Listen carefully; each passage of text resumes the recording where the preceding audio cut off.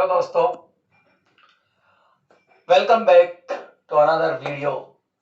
आज हम बात करेंगे अभिक्रिया के वेग को प्रभावित करने वाले कारकों के बारे में।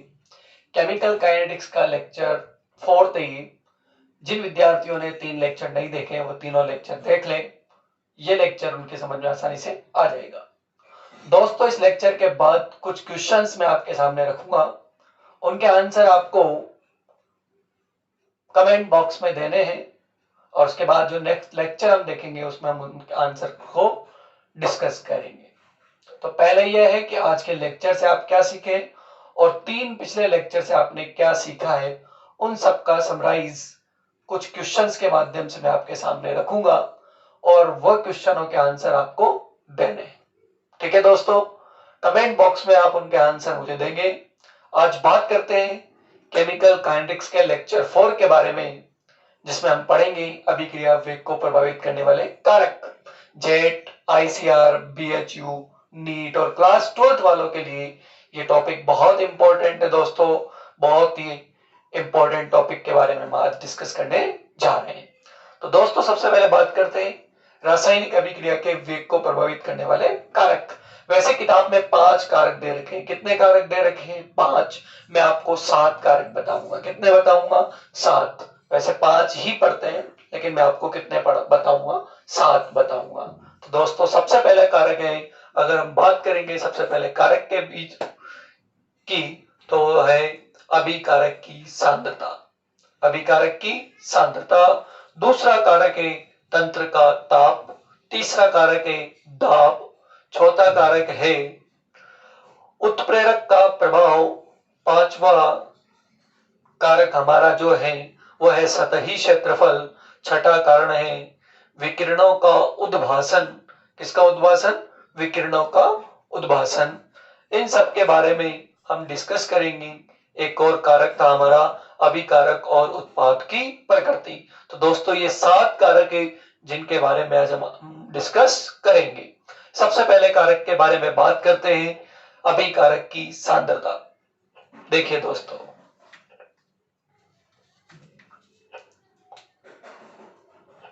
पहला कारक हमारा है अभिकारक की सांद्रता।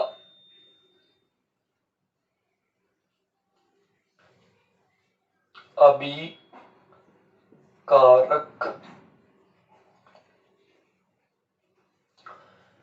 की सांद्रता। देखिए इधर, जैसे जैसे समय बीतता जाता है वैसे वैसे अभिक्रिया के वेग में क्या आती जाती है? कमी आती जाती है। तो अभिकारक की सांद्रता अगर समय के साथ क्या होगी? कम होगी। तो अभिक्रिया का वेग भी क्या होगा? कम होगा। तो दोस्तों, आप जानते हैं कि प्रारंभ में अभिकारक की सांद्रता अधिक होती है और जैसे जैसे समय बीतता जाता है वैसे वैसे अभिकारक की सांद्रता क्या होती जाती है? कम होती जाती है। और अभिकारक की सांद्रता कम होगी तो अभिक्रिया का वेग भी क्या होगा? कम होगा। कहने का मतलब यह हुआ कि अभिकारक की सांद्रता जो होती है वो डायरेक्टली प्रोपोर्शनल होती है अभिकारक की सांद्रता जो होगी वो डायरेक्टली प्रोपोर्शनल है किसके? अभिक्रिया वेग के। इसका मतलब यह हुआ दोस्तों कि जब अभिकारक की सांद्रता बढ़ेगी तो अभिक्रिया का वेग भी क्या होगा? बढ़ेगा। अगर आप अभिकारक की सांद्रता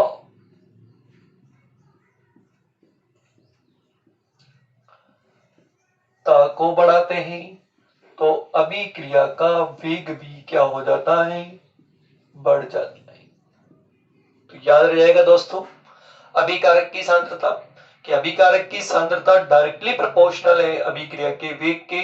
जितनी ज्यादा अभिकारक की सांद्रता होगी अभिक्रिया का वेग भी उतना ही अधिक होगा।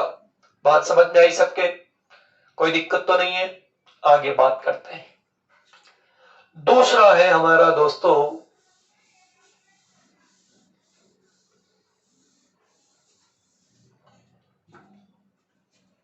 ताप। ताप, ताप को हम रिप्रेजेंट करते हैं कैपिटल टी से। बहुत इंपॉर्टेंट फैक्टर है, ध्यान से सुन लीजिएगा। देखिए सामान्यतया यह प्रेक्षित किया गया कि अभिक्रिया का ताप बढ़ाएंगे तो अभिक्रिया वेग में क्या हो जाएगी, वृद्धि हो जाएगी। ऐसा क्यों होता है? और सामान्यतः यह भी माना गया है कि जब आप किसी अभिक्रिया का 10 डिग्री सेंटीग्रेड ताप बढ़ा देते हैं, कितना बढ़ा देते हैं, 10 डिग्री सेंटीग्रेड ताप बढ़ा दिया, तो अभिक्रिया वेग जो होता है वह अभिक्रिया वेग दोस्तों 2 से 3 गुना बढ़ जाता है। ये बहुत इंपॉर्टेंट है, 2 से 3 गुना क्या हो जाता है, बढ़ जाता है। ये आपको याद रखना है। देखिए जैसे ही ताप बढ़ाया जाता है किसी अभिक्रिया का, तो उससे होता क्या है ये आपको देखना है, बहुत इंपॉर्टेंट है। जब ताप बढ़ाया जाता है, क्या किया जाता है, ताप को बढ़ाया जाता है, तो अभिकारक अणुओं की गतिज ऊर्जा बढ़ जाती है। क्या बढ़ जाती है, अभिकारक अणुओं की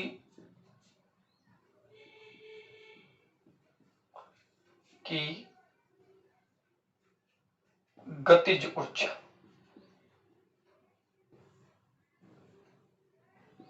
गतिज ऊर्जा क्या हो जाती है दोस्तों, बढ़ जाती है। जब अभिकारक अणुओं की गतिज ऊर्जा बढ़ जाती है तो संगत सिद्धांत, कौन सा सिद्धांत है, संगत सिद्धांत है, यानी कि टक्कर का सिद्धांत है। इस संगत सिद्धांत के अनुसार, संगत सिद्धांत के अनुसार अभिकारक अणुओं के मध्य टक्करों की संख्या बढ़ जाती है।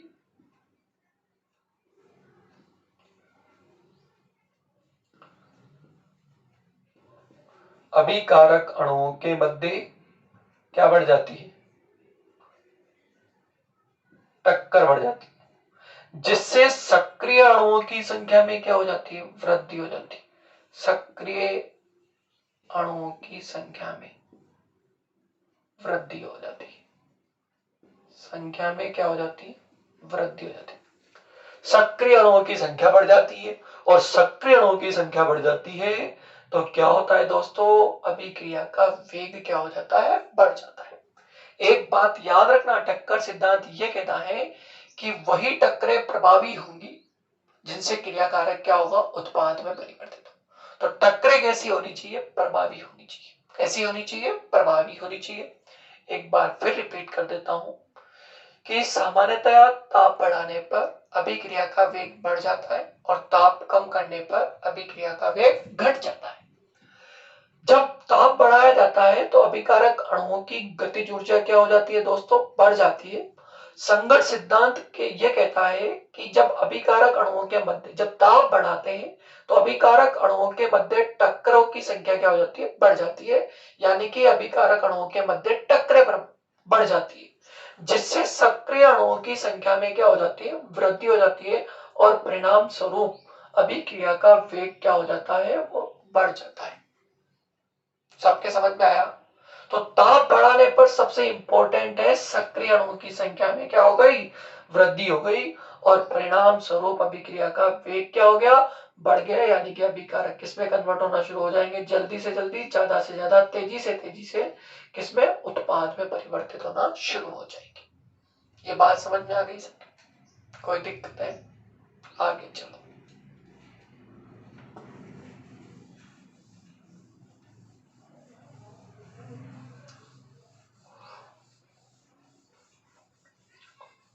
ताप, ठीक है दोस्तों। ताप के बाद हमारे पास तीसरा कारक है, वो है दाब। कौन सा कारक है तीसरा, देखिए इधर, दाब, ये लीजिए, दाब यानी कि प्रेशर। दाब की बात होगी गैसीय अभिक्रियाओं में। कौन सी अभिक्रियाओं में होगी, गैसीय अभिक्रियाओं में। सामान्यतः गैसीय अभिक्रियाओं में क्या होता है दोस्तों, जब दाब बढ़ाया जाता है क्या बढ़ाया जाता है, दाब बढ़ाया जाता है, तो अभिक्रिया का वेग क्या हो जाता है, बढ़ जाता है। यानी कि जब दाब बढ़ाया जाएगा तो दाब डायरेक्टली प्रोपोर्शनल होगा किसके, अभिक्रिया वेग के। तो दाब बढ़ाएंगे तो अभिक्रिया का वेग भी क्या होगा, बढ़ेगा। ऐसा क्या हुआ, जैसे ही आप क्या करते हैं, गैसीय अभिकारक पर क्या करते हैं, दाब लगाते हैं, क्या लगाते हैं, दाब। तो अभिकारक के अणु क्या आ जाते हैं, पास पास आ जाते हैं, क्या आ जाते हैं, पास पास, जिससे उन अणुओं के मध्य सक्रिय टकरे, जिससे उन अणुओं के मध्य संगत सिद्धांत के अनुसार टकराव की संख्या क्या हो जाती है, बढ़ जाती है। परिणाम स्वरूप अभिक्रिया का वेग क्या हो जाता है, बढ़ जाता है। तो बात समझ में आ रही है, दाब बढ़ाने पर अभिक्रिया का वेग क्या होता है, बढ़ता है। ठीक है, इसके बाद चौथा फोर्थ जो कारक है हमारे पास,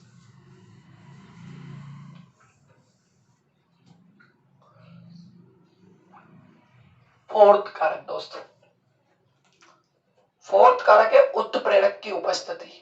किसकी उपस्थिति, उत्प्रेरक की उपस्थिति, उत्प्रेरक की उपस्थिति।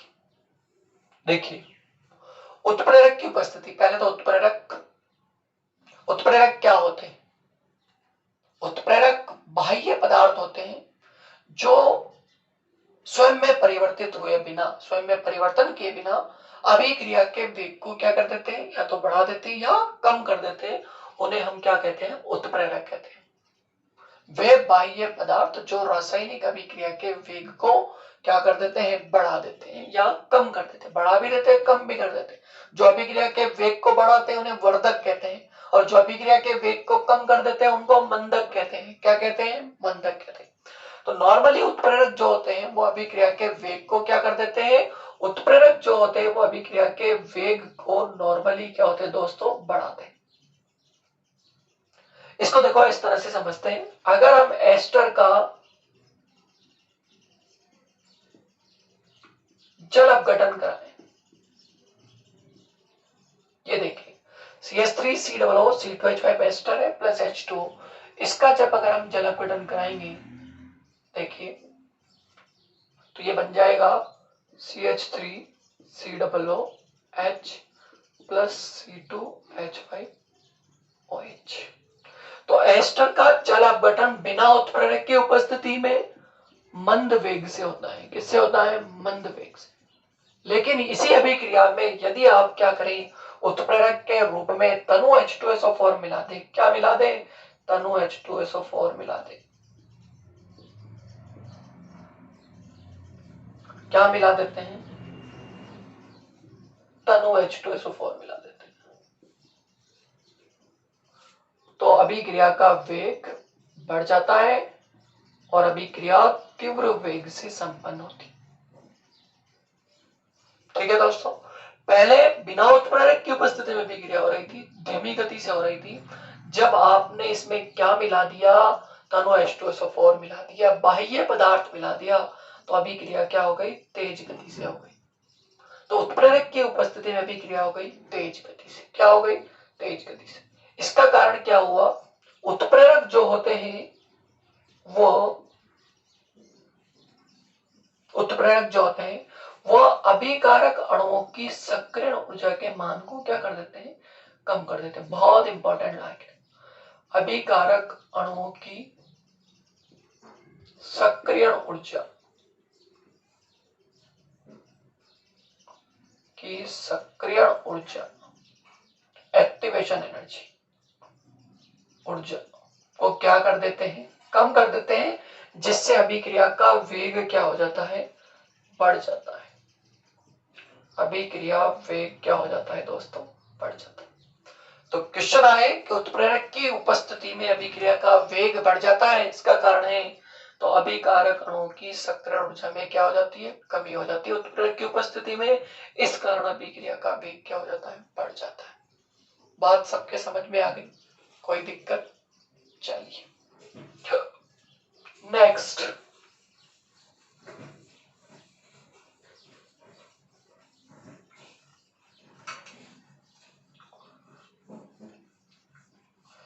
देखिए दोस्तों,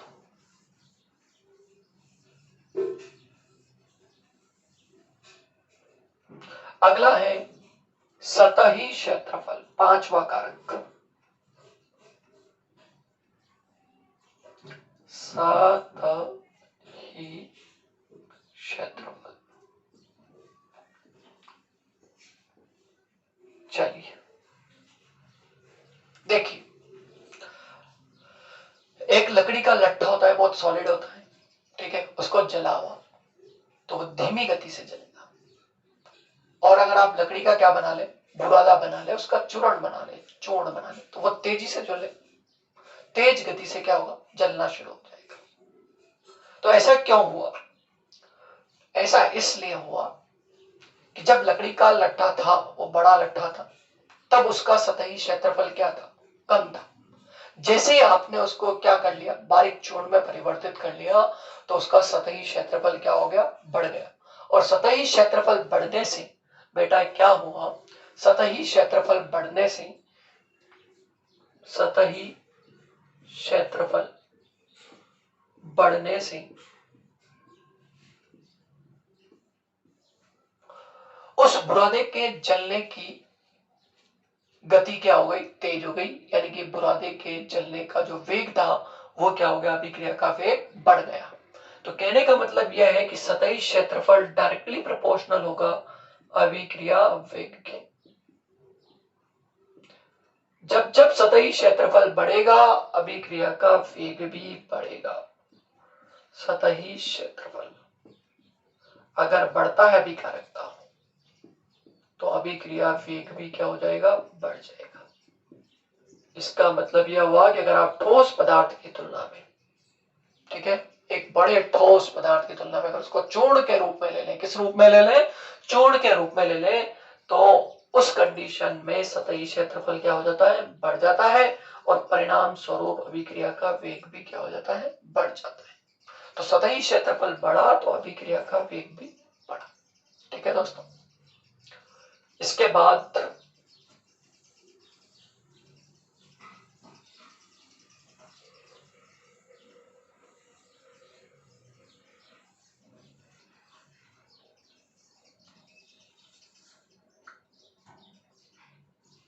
छठे नंबर पर है अभिकारक और उत्पाद की प्रकृति।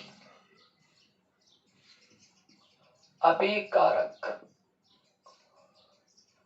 और उत्पाद की प्रकृति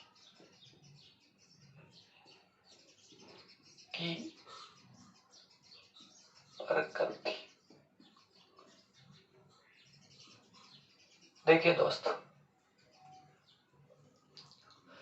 अभिकारक और उत्पाद की प्रकृति भी अभिक्रिया वेग को क्या करती है, प्रभावित करती है। एक रासायनिक अभिक्रिया होती है, उसमें क्या होता है, पुराने बंध टूटते हैं और नए बंध बनते हैं। तो अगर अभिकारक अणुओं के मध्य नए बंधों के बनने की प्रक्रिया तेजी से होती है, ठीक है, जितनी जल्दी पुराने बंध टूटते हैं उतनी जल्दी उत्पाद के मध्य क्या बन जाए, अगर नए बंध बन जाए, तो अभिक्रिया का वेग भी क्या हो जाएगा, बढ़ जाएगा। इसे हम एक एग्जांपल से समझ लेते हैं। नाइट्रिक ऑक्साइड से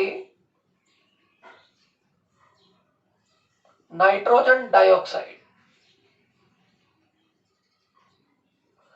नाइट्रिक ऑक्साइड से नाइट्रोजन डाइऑक्साइड के बनने की गति क्या होती है, तेज होती है, क्योंकि इसमें क्रिया कारकों के मध्य जो उपस्थित बंध है उनके टूटने की प्रवृत्ति क्या होती है, ज्यादा होती है, और अभिक्रिया तेज गति से होती है। जितनी तेज गति से क्रिया कारक अणुओं के मध्य उपस्थित बंध टूटेंगे, उतनी ही तेज गति से क्या बनेंगे, प्रोडक्ट बनेंगे। आई बात समझ में? तो किसी रासायनिक अभिक्रिया, अभिकारक और उत्पाद की प्रकृति किस पर निर्भर करेगी, कि किसी रासायनिक अभिक्रिया में कोई बंध कितनी आसानी से टूट रहा है और कितना जल्दी टूट रहा है, ये इस पर निर्भर करेगा। जितनी आसानी से और जितना जल्दी क्रियाकारक अणुओं के मध्य उपस्थित बंध टूटेंगे और उत्पाद के मध्य उपस्थित बंध बनेंगे, अभिक्रिया उतनी ही तेज गति से होगी। ध्यान से सुन लेना, ठीक है। तो यह अभिक्रिया तीव्र वेग से हो रही है। किस वेग से होगी, तीव्र वेग से। अगर हम बात करें कार्बन मोनोऑक्साइड के ऑक्सीजन से रिएक्शन करा दीजिए आप, तो कार्बन डाइऑक्साइड बन जाएगा, और कार्बन डाइऑक्साइड के बनने की क्रिया धीमी गति से होती, धीमे वेग से। ठीक, इसके मध्य बंद तीव्र गति से टूट रहे हैं और तीव्र गति से यहाँ पर बन रहे हैं। इसमें बंद धीमी गति से टूट रहे हैं और यहाँ पर भी धीमी गति से बन रहे हैं। आई बात समझ में दोस्तों? तो ये छठा कारक था अभिकारक और उत्पाद की प्रकृति। इसके बाद लास्ट कारक हमारा बचा विकिरणों का उद्भासन।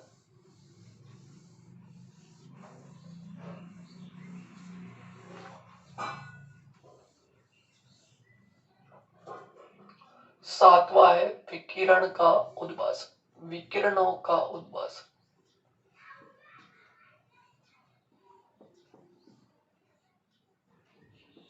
उद्भासन,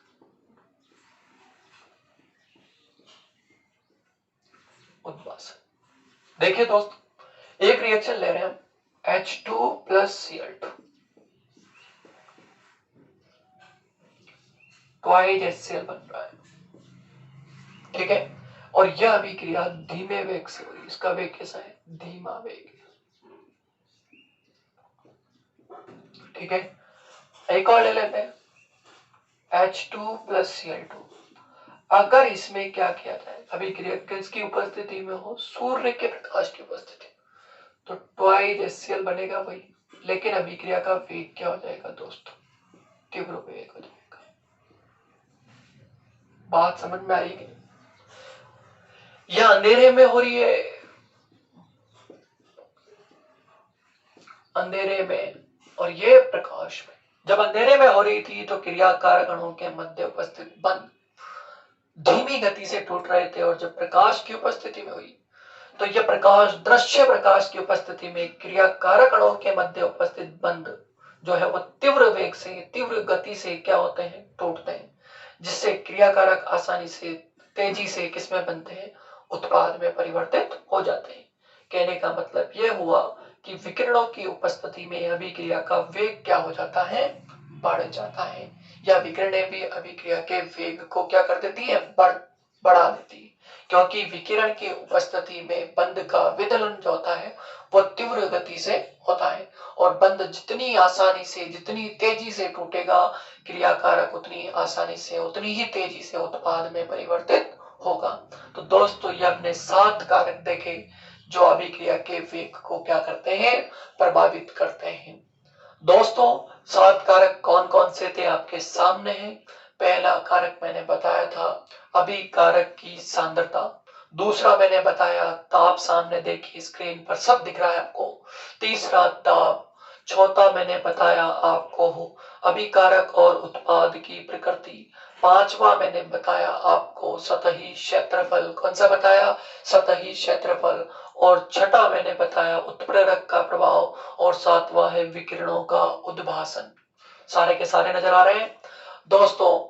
अब इसके बाद बारी है कुछ प्रश्न करने की, जो मैंने ये लेक्चर 4 था, आज लेक्चर 4 तक जो भी आपको पढ़ाया उन सब के कंबाइंड क्वेश्चन मैं आपको इस लेक्चर में दे रहा हूं। इस लेक्चर में आपको लेक्चर 4 तक के सभी केमिकल काइनेटिक्स के क्वेश्चन मिलेंगे हिंदी में। 3 लेक्चर तक मैंने टर्मिनोलॉजी थोड़ी इंग्लिश में यूज की थी। किसी को समझने में कोई कमी रही हो तो वह मुझे कमेंट बॉक्स में बता दे दोस्तों। अभी जो मैं आपको लेक्चर 4 तक के जो क्वेश्चन दे रहा हूं, उन क्वेश्चंस के आंसर आपको कहां बताने हैं? कमेंट बॉक्स में बताने। और नेक्स्ट लेक्चर में हम इन चारों लेक्चर्स के जो क्वेश्चंस मैंने आपको अभी दिए हैं उनके बारे में हम क्या करेंगे? डिस्कस करेंगे लेक्चर 5 में दोस्तों ये पूरी सीरीज चल रही है जेट के लिए, आईसीआर के लिए, बीएचयू के लिए। तो आप मेरे साथ बने रहना, आपको बहुत फायदा होगा। क्लास 12th के स्टूडेंट है तो उनके लिए भी बहुत इंपॉर्टेंट है, क्योंकि उनको भी आगे क्लास 12th कोई सा भी बोर्ड हो, आरबीएससी बोर्ड हो, सीबीएसई बोर्ड हो, यूपी बोर्ड हो, कोई सा भी बोर्ड हो, बिहार बोर्ड हो, उन सब के लिए, हिंदी मीडियम वालों के लिए ये सीरीज बहुत इंपॉर्टेंट। तो आप इसे देखते रहिए, और अगर आपको ये वीडियो पसंद आया है दोस्तों तो आप मेरे इस वीडियो को लाइक कीजिए, इस वीडियो को हमारे इस वीडियो को शेयर कीजिए और हमारे चैनल को सब्सक्राइब करना न भूलें। तो दोस्तों, जिन्होंने चैनल को सब्सक्राइब नहीं किया है वो इस चैनल को क्या करें, सब्सक्राइब करें। Thank you so much. बात करेंगे नेक्स्ट लेक्चर में। Thank you.